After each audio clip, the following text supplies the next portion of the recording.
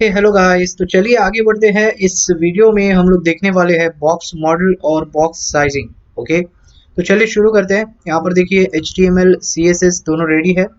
और एक काम करते हैं, इसको मैं थोड़ा सा कुछ इस तरह रखता हूँ ताकि हमें आपको सामने सब कुछ दिखाई दे। ओके चलिए सॉरी। तो यहाँ पर देखिए सबसे पहली चीज़ मैं यहाँ पर डिव बना लेता हूँ और मैं बोलता हूँ यहाँ पर box1।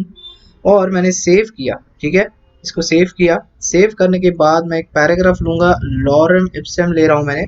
सेव करता हूँ फिर एक बार।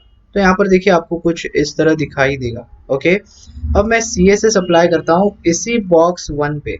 मैं बोलता हूँ box1 में मुझे पहली चीज़ तो चाहिए बैकग्राउंड कलर जो है लाइट, चलो कोरल ले लेते हैं। इस बार सेव किया और इसके बाद मैं अप्लाई करना चाहूँगा विड्थ। देखिए यहाँ पर फिर एक बार विड्थ आ गई हमारे पास। तो सिंपली मैं एक शॉर्ट में आपको विड्थ और हाइट का मीनिंग बता देता हूँ। विड्थ और हाइट कुछ नहीं है। अगर सिनारियो देखोगे तो मान लो कभी आप बाहर जाते हो, शॉप्स में देखते हो लैपटॉप के टेबल्स है, तो आपको ज़रूरत पड़ती है कि इसकी हाइट कितनी है और विड्थ कितनी है, ये जानना ज़रूरी हो जाता है, राइट। तो तभी आप क्या कहते हो, मतलब आप उसको क्या कहते हो कि इसकी हाइट कितनी है भैया, कि इसकी विड्थ क्या है, यही सारी चीज़ कहते हो ना। तो वो सिर्फ और सिर्फ यही चीज़ पूछना चाहते हो आप उसको कि उसकी लेंथ कितनी है, करेक्ट। पर हम लोग क्या करते हैं, उसकी हाइट और विड्थ जो भी है वो कितनी है। तो बस सिंपली HTML में भी, HTML CSS में भी, HTML के जितने भी टैग्स है इन सभी को आप विड्थ और हाइट लगा सकते हो, आप जैसा चाहो वैसे। बस अलग अलग यूनिट्स होते हैं। जैसे मैं अभी फिलहाल PX यूनिट के साथ जा रहा हूँ। इसमें आगे आने वाली वीडियोस में हम लोग CSS यूनिट में देखेंगे और कई सारी यूनिट्स है। बट फिलहाल अभी समझ लीजिए कि विड्थ क्या है और हाइट क्या है। हालांकि ये विड्थ और हाइट वाले वीडियो में हम लोग प्रॉपर तरीके से देखेंगे। तो इन शॉर्ट ज़्यादा कुछ नहीं है विड्थ और हाइट में। विड्थ और हाइट सिंपली लेंथ डिफाइन करती है कि भैया आपको कितनी विड्थ चाहिए इस बॉक्स की। तो मैं box1 को जो लगा रहा हूँ विड्थ 100 पिक्सल, और 100 नहीं, यहाँ पर चलो 300 लगा देते हैं, ठीक है। 300 अगर मैं सेव करता हूँ तो देखिए आपको 300 पिक्सल के हिसाब से कुछ इस तरह दिखेगा। इसके बाद मैं अगर हाइट लगा देता हूँ, मैं बोलता हूँ हाइट मुझे 300 चाहिए, तो मैंने इसको सेव किया तो देखिए हाइट भी आपको 300 मिल जाएगी। इतना क्लियर होगा, इतना सिंपल है विड्थ और हाइट, इसमें कुछ ज़्यादा है नहीं। ओके, तो चलिए आगे बढ़ते हैं। इसके अलावा मुझे अप्लाई करना है, देखिए पहले तो अंदर मुझे स्पेसिंग चाहिए, इसलिए मैं लिख रहा हूँ चारों साइड से मुझे 15 पिक्सल चाहिए। पैडिंग मैंने सेव कर लिया। इसके बाद मैं बोलता हूँ मुझे बॉर्डर भी चाहिए 15 पिक्सल की, और यहाँ पर मुझे सॉलिड और रेड चाहिए, सेव कर लिया मैंने फिर एक बार। और अगर और एक चीज़ मैं चाहता हूँ, बाहर से मुझे मार्जिन भी चाहिए और 30 पिक्सल की चाहिए चारों साइड से। तो मैं लिखूंगा simply margin 30 pixels from all 4 sides, मैंने सेव कर लिया। तो देखिए यहाँ पर कुछ इस तरह आपको दिखाई देगा, इतना सिंपल है। ओके, तो चलिए अब बढ़ते हैं हमारे बॉक्स मॉडल पे। तो मैं इसको थोड़ा मैक्सिमाइज कर लेता हूँ फिर एक बार। इसको यहाँ पर चलते हैं, इसको राइट क्लिक इंस्पेक्ट एलिमेंट करेंगे और यहाँ पर देखिए फिर से आपको ये CSS दिखाई देगी, ठीक है। तो बॉक्स मॉडल क्या है, यहाँ पर देखिए मैं कंप्यूटेड में जाता हूँ। इसमें अगर जाओगे तो ये आपको कंप्यूट मतलब करके यहाँ पर कैलकुलेट करके आपको दिखाएगा कि आपने जो यहाँ पर HTML में बॉक्स डाला है उसमें आपने पैडिंग, मार्जिन, बॉर्डर, स्पेसिंग जो भी दिया है वो सारी चीज़ें कैलकुलेट करके यहाँ पर बताता है। और इसी को कहते हैं सिंपली बॉक्स मॉडल। तो ये समझना चाहिए हमें कि ये कैलकुलेट कैसे होता है। ओके, तो यहाँ पर देखिए सबसे पहली चीज़ जो मैं इस पे होवर करता हूँ तो यहाँ पर आपको ब्लू कलर होवर मिल जाता है। देखिए यहाँ पर ब्लू कलर आता है जब मैं इसमें जाता हूँ। ओके, ये 300 और 300 क्या है, ये 300 और 300 जो आपने अभी अभी विड्थ और हाइट दिया है ना, वही सेम चीज़ है। अगर मैं इसको 400 कर दूँ, सेव करता हूँ, तो यहाँ पर देखिए 300 और 400 दिखाई देगा। मतलब 300 बाय 400 की आपकी विड्थ और हाइट है, मतलब विड्थ 300 है, हाइट 400 है। ओके, तो ये सिंपली आपको बता देता है कि आपने इस बॉक्स को जो विड्थ और हाइट दी है वो है 300 बाय 300। और दूसरी चीज, ये जो ब्लू एरिया दिख रहा है ना आपको ब्राउजर पे, तो वो ब्लू एरिया आपका कंटेंट एरिया है। तो ये पहली चीज ध्यान में रखनी है। बॉक्स मॉडल आप सीख रहे हो, बॉक्स मॉडल में जानने जैसी चीज जो है, जो आपके सामने दिख रहा है वो है आपका कंटेंट एरिया। और आप अगर उसको विड्थ और हाइट लगाते हो, मतलब आप मान लो आपके पास एक डिव है और डिव को आप एक विड्थ और हाइट लगाते हो, तो वो सिंपली जाके आपके कंटेंट एरिया पे लगा देगा। ये पहले ध्यान में रखना है। क्यों ऐसा कह रहा हूँ मैं, क्योंकि देखिए इसके बाद जब आप पैडिंग लगा रहे हो तो पैडिंग जो है उसके ऊपर अप्लाई, मतलब ये अंदर ही अप्लाई होती है। पैडिंग का काम क्या है, अंदर से स्पेसिंग देना, वो हमें सबको पता है। लेकिन जब आप यहाँ पर 300 लगा रहे हो विड्थ और हाइट, तो पैडिंग भी आप जैसे लगाते हो ना, तो पैडिंग उसके ऊपर अप्लाई होती है। ऊपर अप्लाई होने का मेरा कहने का मतलब ये है कि अगर मैं कैलकुलेट करने को बोलूँ आपको, मान लो मैंने आपको बोला कि आपने एक डिव को 300 पिक्सल लगा दिया, आपने एक डिव को पैडिंग भी 15-15 पिक्सल लगा दी है, आपने बॉर्डर भी लगा दी है, मार्जिन भी लगा दी है, तो मुझे टोटल निकाल के दे दीजिए कि इसका टोटल विड्थ कितना होगा। अभी मैंने क्या कहा, मुझे टोटल विड्थ चाहिए, मुझे हाइट मैंने नहीं कहा, मैंने क्या कहा, टोटल विड्थ। और यहाँ पर आपको चारों साइड से देखिए, सभी चारों साइड से आपने जो भी नंबर्स दिए हैं वो सारे दिख रहे हैं आपको, ठीक है। तो मुझे सिर्फ विड्थ चाहिए। विड्थ क्या होती है, हॉरिजॉन्टल। तो मुझे लेफ्ट और राइट में जितने भी पैडिंग्स और बॉर्डर्स और मार्जिन अप्लाई हो रहे हैं वो सारे टोटल करने हैं। तो मैं क्या करूंगा, सिंपली 300 करूंगा, तो 300 प्लस लेफ्ट में पहले करते हैं 15, 15 और 30 है। देखिए 15 पैडिंग, 15 बॉर्डर, 15 सॉरी 30 मार्जिन। तो ये क्या हो जाएगा, लेफ्ट में जो है 60 पिक्सल बढ़ रहे हैं। ये क्लियर हो गया। तो मुझे समझ में आ गया कि 300 प्लस 60 कितने हो जाते हैं, 360। अब इसके राइट में जाएंगे, देखिए राइट में भी 15, 15, 30 है, तो यहाँ पर भी 60 है, तो यहाँ पर 60, तो यहाँ पर भी कितना हो जाएगा, देखिए दोनों तरफ से 60 60 कितने हो जाती है, 120। ओके, और 120 प्लस करेंगे 300 में, तो 300 और 100 400, मतलब 420 आपकी विड्थ हो जाएगी। तो आपको अगर इंटरव्यू में पूछा है कि बॉक्स मॉडल आपको पता है, या फिर मुझे आपको कुछ इस तरह डेमो करने को बोला कि एक डिव बनाइए और उसकी विड्थ अप्लाई कीजिए और मुझे टोटल विड्थ बताइए, मतलब डिव बनाने के बाद आप पैडिंग अप्लाई कीजिए, बॉर्डर अप्लाई कीजिए और मार्जिन अप्लाई कीजिए और मुझे टोटल विड्थ बता दीजिए। तो सिंपली आपको कहना है, देखिए ये सिंपली आपके सामने है, मैंने 300 विड्थ लगा दी है और दोनों साइड से जितने भी पैडिंग बॉर्डर मार्जिन है वो ऐड करनी है। तो सिंपल सी चीज है, यही होता है आपका बॉक्स मॉडल। और आपको यहाँ पर समझना क्या है कि जो मैं विड्थ लगा रहा हूँ वो सिर्फ कंटेंट एरिया को विड्थ लगती है, बाकी सारे जो होते हैं वो उस पर एडिशनल होते हैं। ये सिंपल सा होता है हमारा बॉक्स मॉडल। इतना समझ में आ गया। मतलब जब भी आप HTML के एलिमेंट्स डालोगे और उसको जब किसी HTML को विड्थ लगाते हो या फिर पैडिंग लगाते हो या फिर बॉर्डर मार्जिन जो भी लगाते हो, तो आपको सिर्फ ध्यान में इतना चाहिए, आपको सिर्फ इतना पता होना चाहिए कि वो सारी जो चीज़ें वो विड्थ में कैलकुलेट नहीं होती, ये विड्थ के ऊपर कैलकुलेट होती है। बस इतना ही आपको समझना है। और इसी को कहते हैं बॉक्स मॉडल, और कुछ नहीं होता है, ठीक है। अब अगर आप चाहते हो कि आपकी विड्थ में ही ये दोनों चीज़ें, ये तीनों चीज़ें मिक्स हो जाए, मतलब मार्जिन, बॉर्डर और पैडिंग, ये तीनों चीज़ें इस विड्थ में समा जाए, मतलब मुझे इतनी बड़ी स्पेस, यहाँ पर जो विड्थ दिख रही है ना, ये लेफ्ट से लेके राइट तक इतना जो स्पेस दिखाई दे रहा है, ये 300 पिक्सल है।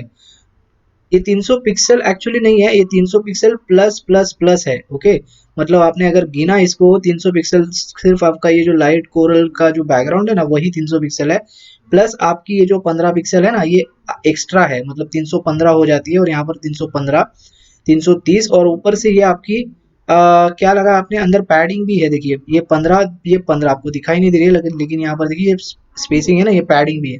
तो अभी क्या है, आपको ये सारी चीजें इस वजह से बढ़ रही है, ये आपकी जो विड्थ है ना आपकी बढ़ रही है। मैं दिखाता हूँ अभी आपको डेमो में।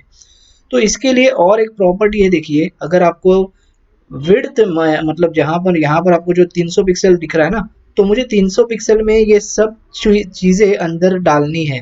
एक चीज ध्यान में रखना है, मार्जिन नहीं आती है, वो मैं अभी बताता हूँ आपको, लेकिन आपको मिक्स करनी है। मैं ये कह रहा हूँ, मैं आपको डेमो दिखाता हूँ, डेमो देने के बाद ही आपको यहाँ पर समझ में आएगा। देखिए मैं तो यहाँ पर जो प्रॉपर्टी यूज करने वाला उसका नाम है बॉक्स साइजिंग, और इसकी वैल्यू जो है बाय डिफॉल्ट कंटेंट बॉक्स ही होती है। तो मैं हम लोग बॉर्डर बॉक्स देखेंगे पहले, मैंने इसको सेव किया। देखिए यहाँ पर ऑटोमेटिकली चेंज हो गई, यहाँ पर जो विड्थ है ना ऑटोमेटिकली कम हो गई।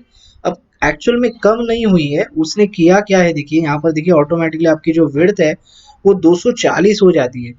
मैं फिर से एक बार कह रहा हूँ, आपने विड्थ कितनी अप्लाई की है, देखिए यहाँ पर आपने 300 दिखा है, बराबर। तो यहाँ पर 15 15 कितना हो जाता है, 30 हो जाता है। यहाँ पर 15 15 30 हो जाता है, तो ये हो जाती है 60। तो यहाँ पर क्या हो जाती है, वो जो टोटल मैं जब गिन रहा था एक्स्ट्रा एक्स्ट्रा, ये आपकी माइनस हो जाती है जब आप ये वाली प्रॉपर्टी लगाते हो। इतना समझ में आ गया। देखिए फिर एक बार इसको मैं निकाल देता हूँ, सेव किया मैंने। अब देखिए 300 पिक्सल ही अप्लाई हो रही है और ये सारी चीज़ें ऐड हो जाती है उसके ऊपर।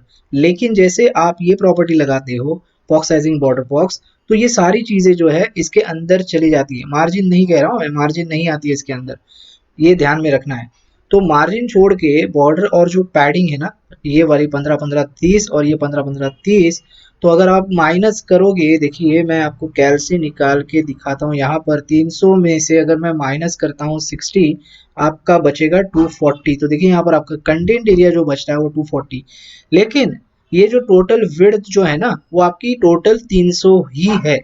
सिर्फ और सिर्फ ये दोनों चीजें इसके अंदर समा जाती है और कह सकते हो कि एक हो जाती है, ठीक है। तो बॉक्स साइजिंग बॉर्डर बॉक्स हमें करता क्या, हमें क्या देता है, ये अलाउ करता है आपके पैडिंग और आपकी बॉर्डर इसके अंदर आ जाए, ठीक है। बस यही सिंपल सी चीज है और इसके अलावा कुछ नहीं है। ओके, अगर आप बॉर्डर बॉक्स नहीं लगाते तो सिंपली आपको पता होना चाहिए कि ये जो चीज़ें है वो बाहर से अप्लाई होती है। तो जब भी आप वेबसाइट बना रहे हो तो ये दोनों चीज़ें हमेशा आपको पता होनी चाहिए, कि अगर आपको पता नहीं है तो आपको वहाँ पर बहुत सारी दिक्कतें आने वाली है। तो ये चीज़ इसीलिए हम लोग यहाँ से बेसिक से हम लोग सिखाते हैं। ओके, तो पहली चीज़ हम लोग ने क्या सीखा अभी, पहला तो बॉक्स मॉडल सीखा। बॉक्स मॉडल का मतलब ही ये देखिए, कंटेंट एरिया, पैडिंग, बॉर्डर और मार्जिन ये सारे ऐड होते हैं, ठीक है। मतलब अलग अलग, ये अलग विड्थ है 300, फिर 15-15-30। लेकिन जैसे आप ये वाली प्रॉपर्टी अप्लाई करते हो तो ये आपको अलाउ करती है वो ये दो चीज़ें, बॉर्डर और पैडिंग जो है वो दो चीज़ें इसके अंदर चली जाए, मतलब एडजस्ट हो जाए। तो ये एडजस्ट हो जाके 240 यहाँ पर दिखा रहा है, बट एक्चुअल में ये टोटल जो बॉक्स है आपका 300 पिक्सल का बॉक्स है। इतना समझ में आ गया? बस यही दो चीज़ें हैं और मोस्टली सारे डेवलपर्स जो है वो ये वाला तरीका ही यूज़ करते हैं, बॉक्स साइजिंग बॉर्डर बॉक्स। और ये हम दिखाएंगे, हम लोग आगे जाके प्रोजेक्ट तो बनाने ही वाले हैं, तो उसमें मैं और वापस आपको बताऊंगा कि ये क्यों यूज़ करते हैं सारी चीज़ें वहाँ पर, ठीक है। बस यहाँ पर सिर्फ आपको करना क्या है कि आपको डिफरेंस समझना है कि बॉक्स मॉडल क्या है और बॉक्स साइजिंग बॉर्डर बॉक्स जो प्रॉपर्टी है वो कैसे यूज़ होती है और क्या काम करती है, जो अभी हम लोगों ने देखा। अब कंटेंट बॉक्स जो है सिंपली उल्टा काम करती है, जैसे पहले था वैसे ही होगा। सिंपली मैं सेव करता हूँ तो देखिए फिर एक बार आपको 300 पिक्सल ही दिखाई देगा। इतना समझ में आ गया? बस यही सिंपल सा चीज़ है यहाँ पर बॉक्स मॉडल और यहाँ पर box sizing. Box model actually समझना मेन है, क्योंकि बॉक्स मॉडल बॉक्स मॉडल ही वो चीज़ है, सबसे बेसिक चीज़ है। इससे हमें पता चलता है कि हमारी वेबसाइट हम जब बनाएंगे तभी इश्यूज आते हैं, तो वो क्या इश्यूज होंगे, वो क्यों आते हैं, वो सारी चीज़ें। ओके, इसमें और एक चीज़ मैं आपको करके बता रहा हूँ। देखिए बॉक्स मॉडल में क्या होता है, मैंने पहले अभी अभी आपको पहले कहा कि बॉक्स मॉडल में मतलब HTML में जो भी चीज़ें होती है, देखिए सारे बॉक्स होते हैं, राइट। अगर आप एंकर डालते हो, बटन डालते हो, जो भी आप डाल रहे हो तो वो क्या है, बॉक्स में होता है। भले उसको हम लोग CSS से सर्कल वगैरह बना सकते हैं, लेकिन वो क्या एक बॉक्स ही होता है, इसीलिए इसको बॉक्स मॉडल कहा जाता है। तो ये ध्यान में रखना है पहले, ठीक है। अब मैं आपको और एक चीज़ यहाँ पर करके बताता हूँ। देखिए यहाँ पर मैं और एक डिव लेता हूँ, यहाँ पर मैंने डाला क्या, बॉक्स 1। तो यहाँ पर मैं बॉक्स 2 डाल देता हूँ, ठीक है। मैंने बॉक्स 2 डाला, मैंने सेव कर लिया। अब बॉक्स 2 को मुझे CSS भी अप्लाई करनी पड़ेगी, तो मैं एक काम करता हूँ, सेम चीज़ कॉपी करके यहाँ पर पेस्ट करके इसको 2 नंबर देता हूँ, राइट। और मैंने सेव कर लिया। अब आपको एक चीज़ यहाँ पर और एक चीज़ समझाता हूँ। देखिए अब यहाँ पर जो है ना मार्जिन, ये जो है ना मार्जिन हम लोग एक एक लिखेंगे, ये आपको इस तरह इजी समझ में आ जाएगा। देखिए मैं यहाँ पर लिख रहा हूँ राइट, यहाँ पर बॉटम, और यहाँ पर जो है वो लेफ्ट चाहिए मुझे, और यहाँ पर सेम चीज़ मैं कॉपी करूँगा, राइट। इसको मैं कॉपी कर लेता हूँ और इसमें डाल देता हूँ। सेव किया मैंने। देखिए चारों साइड से मैंने 30 रखा है दोनों के लिए। अब फिर से यहाँ पर आते हैं। अब यहाँ पर देखिए मैं पहले बॉक्स 1 में जाता हूँ, तो देखिए नीचे जो दिख रहा है ना, यहाँ पर ध्यान दीजिए, जो ऑरेंज कलर दिख रहा है मार्जिन बॉटम। फिर से स्टाइल पे जाते हैं। मार्जिन बॉटम देखिए हम लोग ने कितना दिया था, यहाँ पर 30 पिक्सल दिया हुआ है। और अगर मैं बॉक्स 2 पे जाता हूँ और बॉक्स 2 का मार्जिन टॉप देखिए 30 पिक्सल है, तो यहाँ पर कोई भी कॉमन मैन अज्यूम क्या करेगा कि इसको अगर 30 दिया है और इसको 30 दिया है, तो यहाँ पर 30 और 30 60 होने चाहिए लॉजिकली, बराबर है ना। लेकिन ऐसा होता नहीं है। देखिए फिर एक बार मैं कह रहा हूँ, हम लोग जो है यहाँ पर CSS HTML CSS सीख रहे हैं, और HTML में देखिए बॉक्स मॉडल और CSS में बॉक्स मॉडल क्या है, तो बॉक्स मॉडल में ना हमेशा जब भी आप मार्जिन लगाते हो, राइट, तो हमेशा और हमेशा कोलैप्स होता है। ठीक है, अगर देखिए बॉक्स मॉडल की मार्जिन बॉटम मैंने 30 रखी है, बॉक्स 1 की मार्जिन बॉटम मैंने 30 रखी है, और इसकी जो है मार्जिन टॉप मैंने भी 30 रखी है। तो ये दोनों क्या करेगा, अगर सेम वैल्यूज है तो ये आपस में शेयर कर लेगा, और देखिए कुछ इस तरह आपको दिखाएगा। मतलब यहाँ दोनों की अप्लाई होगी, मतलब ये 30 इसकी अप्लाई होगी, बॉटम इसकी अप्लाई होगी, और इसकी जो टॉप है वो भी अप्लाई होगी। लेकिन अगर मैं देखिए बॉक्स 2 में टॉप जो है वो 50 कर देता हूँ, इसको मैंने 50 कर दिया, चलो 100 कर देता, अभी आपको समझ में आएगा। देखिए मैंने 100 कर दिया। अब देखिए हो क्या रहा है, देखिए इसकी जो टॉप है ना ये अभी लग रही है, जैसे 30 लग रही थी, 30 क्यों लग रही थी, क्योंकि दोनों के 30 पिक्सल्स ही थे। लेकिन अभी देखिए मैंने इसको 100 किया है और ये 100 इसकी अप्लाई हो रही है। लेकिन इसको देखिए, इसको मैंने क्या किया है, ये मार्जिन बॉटम जो है वो 30 ही रखा है मैंने।